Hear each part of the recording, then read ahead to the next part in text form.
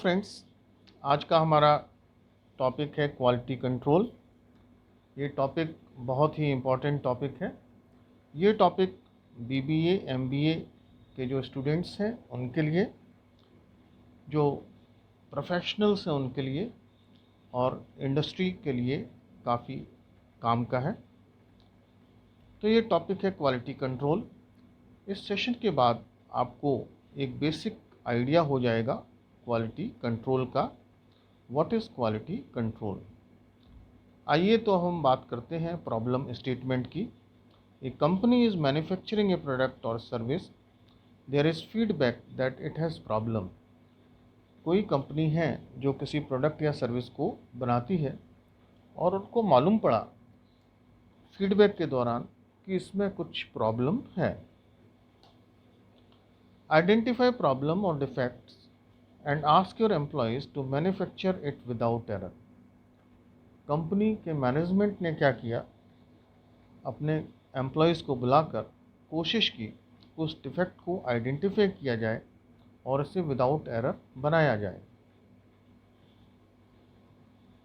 ये टॉपिक हमने क्यों लिया, हम इसे क्यों डिस्कस कर रहे हैं।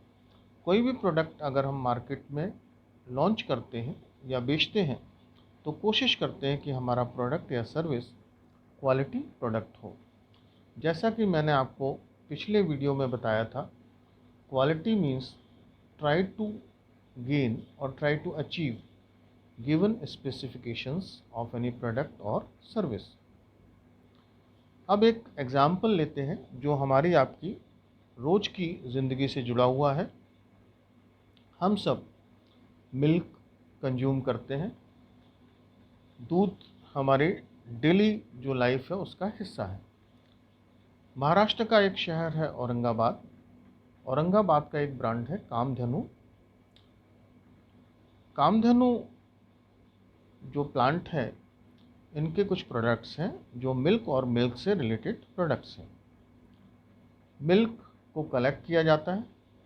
कलेक्ट करने के बाद उसे प्रोसेस किया जाता है और कई प्रोडक्ट्स में कन्वर्ट किया जाता है। तो जो कंपनी है मिल्क बेचती है, साथ में श्रीखंड, पनीर, घी या कर्ड इस तरह के प्रोडक्ट्स को बनाकर बेचती है। फूड प्रोडक्ट्स में आपने देखा होगा कि क्वालिटी की मांग बहुत ज़्यादा है। अगर आपका प्रोडक्ट क्वालिटेटिव प्रोडक्ट है तो उसकी डिमांड बढ़ेगी। अगर उसकी क्वालिटी ख़राब है तो कंज्यूमर्स का जो ट्रस्ट है प्रोडक्ट से वो कम हो जाएगा। अब ये कंपनी अपने प्रोडक्ट में क्वालिटी को कैसे इनकॉर्पोरेट करे, इसके 3 तरीके हैं। पहला, क्वालिटी को सोर्स पर ही आइडेंटिफाई करके एरर्स को रिमूव करना। दूसरा, मिल्क को प्रोसेस करते समय उस प्रोसेस में से जो एरर्स हैं या डिफेक्ट्स हैं उनको हटाना। तीसरा, प्रोडक्ट के बनने के बाद उसकी क्वालिटी को चेक करना और जो प्रोडक्ट स्पेसिफिकेशंस के अनुरूप नहीं है उसको डिस्कार्ड कर देना। पहला तरीका जो हमने डिस्कस किया उसे हम कहते हैं क्वालिटी एट सोर्स। अगर आपने किसी डिफेक्ट या एरर को सोर्स पर ही आइडेंटिफाई कर लिया तो आपकी प्रोडक्शन कॉस्ट कम रहती है। दूसरा तरीका है क्वालिटी एश्योरेंस। आपने जब प्रोडक्ट को प्रोसेस किया, रॉ मटेरियल्स से फिनिश्ड प्रोडक्ट तक आए और उस दौरान क्वालिटी को मेंटेन करके रखा, एरर्स को हटाते गए, तो ये हुआ क्वालिटी एश्योरेंस। तीसरा तरीका है क्वालिटी कंट्रोल। आपने प्रोडक्ट को बनने के बाद अगर प्रोडक्ट आपका स्पेसिफिकेशंस के अनुरूप नहीं है तो उसे डिस्कार्ड करना। यहाँ आपने जो प्रोडक्ट को डिस्कार्ड किया है ये प्रोडक्ट बन चुका है और आप ऑलरेडी पैसे उसकी प्रोडक्शन की प्रोसेस पर खर्च कर चुके हैं। तो ये मैनेजमेंट का काम है कि उसे क्वालिटी सोर्स, क्वालिटी एश्योरेंस और क्वालिटी कंट्रोल में किस तरह से सिंक्रोनाइज करना है जिससे उसकी EOQ, इकोनॉमिक ऑर्डर क्वांटिटी और प्रोडक्शन कॉस्ट ऑप्टिमाइज हो जाए। अगर हम फूड प्रोडक्ट बनाते हैं और इसकी बात करते हैं तो ये चीज़ और भी ज़्यादा इम्पॉर्टेंट है, क्योंकि आपका जो प्रोडक्शन है वो टाइम बाउंड प्रोडक्शन है और डिस्टेंस बाउंड प्रोडक्शन है।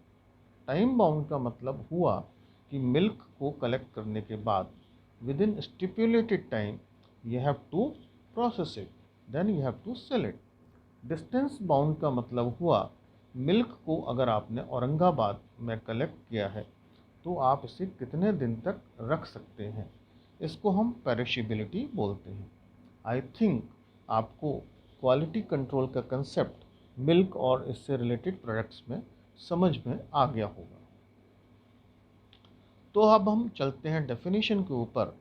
Quality control is a set of activities for insuring product और service, activity for defect identification in the finished product. यहाँ हम फिनिश्ड प्रोडक्ट में जो भी डिफेक्ट्स हैं उनको आइडेंटिफाई करने की कोशिश करते हैं। क्वालिटी कंट्रोल में हमारा जो गोल होता है मैन्युफैक्चरिंग के बाद प्रोडक्ट में डिफेक्ट को आइडेंटिफाई करना। क्वालिटी कंट्रोल में मेन फोकस प्रोडक्ट और एरर्स के ऊपर होता है। इसको हम एक तरह और डिफाइन कर सकते हैं, to ascertain quality in product or to identify errors. How to do it? Finding and eliminating sources of quality related problems. Quality related जो भी प्रॉब्लम्स हैं सर्विसेज में या मैन्युफैक्चर्ड प्रोडक्ट में उनको एलिमिनेट करना निकालने के बाद। Quality control is an activity और technique used to maintain proper quality.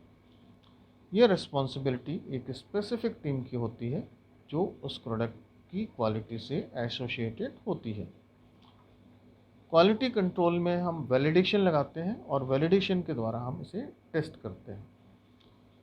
Quality control के लिए कुछ स्टैटिस्टिकल टेक्निक्स हैं, उनकी बात हम अलग वीडियो में करेंगे। इन टेक्निक्स को फिनिश्ड प्रोडक्ट के ऊपर अप्लाई किया जाता है।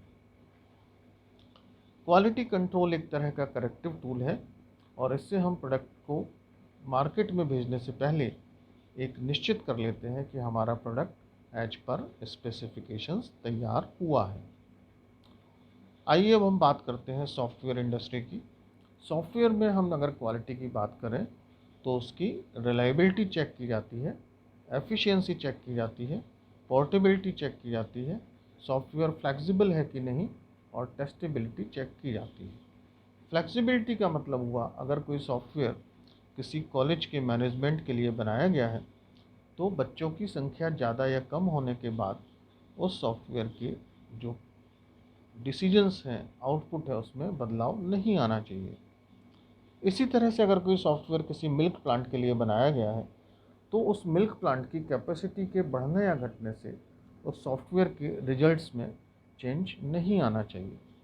टेस्टेबिलिटी का मतलब होता है सॉफ्टवेयर को हम हर तरह के इनपुट्स देकर चेक करते हैं, उससे आउटपुट में बदलाव नहीं आना चाहिए।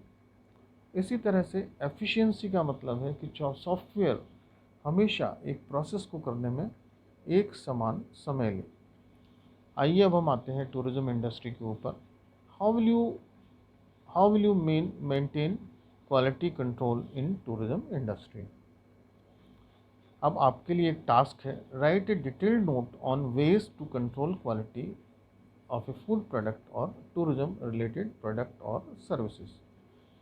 आज लेक्चर में हमने सीखा क्वालिटी कंट्रोल एक प्रोसेस है जो प्रोडक्ट की क्वालिटी को चेक करने के लिए काम में लाया जाता है।